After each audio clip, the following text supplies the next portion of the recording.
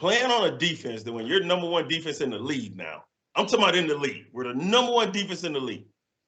It's, man, Truby, I know you was on some teams where y'all offense, y'all go in and y'all know y'all about to put up 40.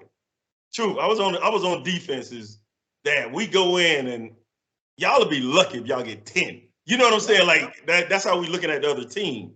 It's a tough road to hoe when you got all those players on defense.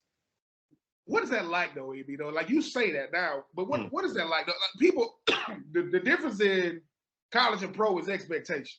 People have no clue to say, if I'm the number one defense in the NFL, I'm the number one defense in the world. I got the best defense, but y'all had it on all levels. But one thing though, you had 5 picks. Y'all had a fun defense. Like it was a game. We were watching tape. I think we had to play y'all. Y'all played San Francisco. T-Jack, love T-Jack. Oh yeah. Listen. So we watching this, right? They put it up, and we looking. We like, good God. I mean, it was so bad. Coach was like, he said, listen, it's gonna be rough to move this ball with this defense. We ain't gonna look like that. It was, you had a pick in that game, but yes. I say this about defense. When you got a defense like y'all having fun while beating the hell out of people. Like it's fun to y'all. Like y'all knocking. You got linebackers that do. You got a 6'4" linebacker in freaking Urlacher. I mean, Briggs don't get enough credit for what he was. He was everywhere. I think y'all had the defensive end that had the African, the funny lad. I cannot say his last name. Urlacher, yeah. Listen, y'all, and you had Vash, then you had Peanut. I said, look, man, our coaches say this. We're gonna try to run the ball, try to get the hell out of here. Why? Because I'm telling you, if you put it in the air, y'all will let people catch it so y'all can smash it. No, just let them catch it. That's back when you can hit people. Now that's back when you had a bang eight. Yes. You ain't doing that kind of stuff, but. What was that feeling like knowing you was on the number one defense on one of the most prestigious franchises known to man with the Chicago Bears? It was unbelievable. In all reality, we were. I'm gonna give the people that's watching, like a real idea of how good that defense was, because we say they were good. There are good defenses. Every year there's good defenses, and it's relative. If you lead the league, then you're the top defense. But you could be the top defense in the league giving up 15 points a game. We were the top defense in the league, giving up 10 points a game, 11 points a game. Like we were when they put a slide up, and the top 10 defenses in the Super Bowl era, we were 6. Now, to put it in perspective, we gave up 30 points the last game of the season in 2005. We were 18 points. Had we given up 18 points or less, we would have broken the 1985 Bears record of points given up.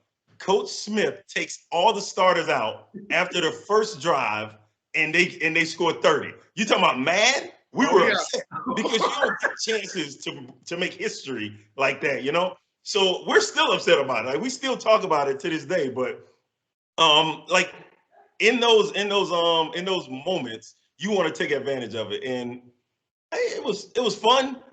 You got Urlacher. People want to know why we were good. Well, Urlacher's in the Hall of Fame. Lance Briggs is probably going. Peanut Tillman's probably going. We didn't even name Tommy Harris, Mike Brown, Chris Harris. We're talking about, Ian Scott was on that team. Like Tank Johnson. There was some monsters on that team. Yes. And like you put all those guys together and we're all 25, 26, 27, and you're in the prime of your career. And we all held each other accountable. That was it. Nobody was too big, even Urlacher. If he messed up, we jumped on him because he rarely messed up. So, like, you remember Javon. Like, Javon was a freak of Urlacher isn't. I tell you, man, Javon and Urlacher are the two most gifted players I've ever seen in my life. I've ever played with, I'll say that, because Julius Peppers is I'm about to say, JP is on a. Yeah. But I got to say, though, man, AB, y'all went to that super duper, man. Y'all played Peyton Manning and company. We know Devin Hester. What is that like, though? Like, you in the NFC Championship game, man. Hard fought. Y'all get that dub. Y'all going to Miami. So you got a Florida boy going back to Florida. It's South Florida. Florida. What is 2 parts? What is media day like, and what was it like running out there with that Super Bowl patch on your jersey, man? Man, I'm telling you, the most interesting part was the time when Ian Scott came up to me when we were playing in the NFC Championship game against the Saints, and it was just a simple statement. And he said, "We're going to the Super Bowl." And there's only 3 minutes to go, and you're so locked into the game, right? But then you look up and you're like, I think the score was 39-14 or something. And with 3 minutes to go, you look up and you're like, holy shit, like we are. Like we're going. I'm Yes. talking truth. I'm talking about like since a kid, like 4, 5, 6 years old, this is all you ever wanted was to play in a Super Bowl, and that is gonna happen.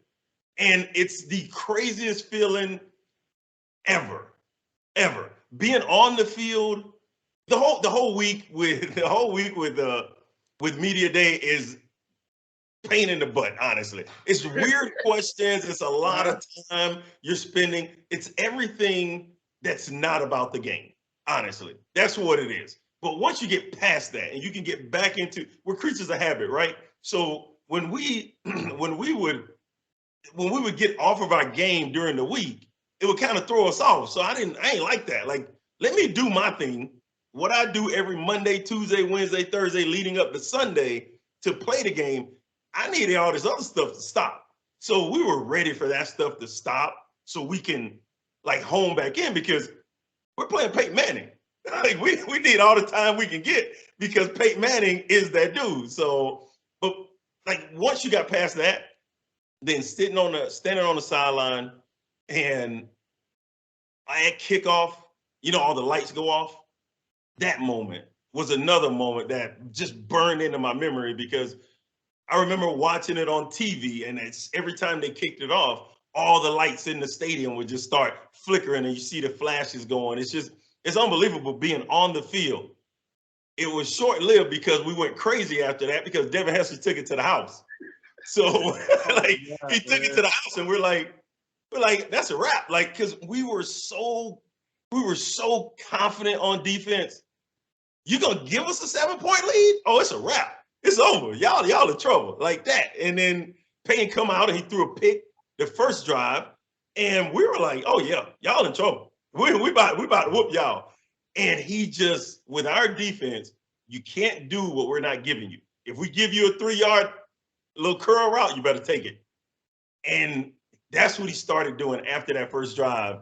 And our offense couldn't do anything. And it just kind of, you could feel the game slipping away from you at that point. It's like, man, this game no end, boy, we're going to be in trouble. But with all that going on, and we give up our defense, giving up 200 yards rushing to a Peyton Manning led football team, meaning that, well, Peyton, he's leading the team. It's a passing football team. We gave up 200 yards rushing to them.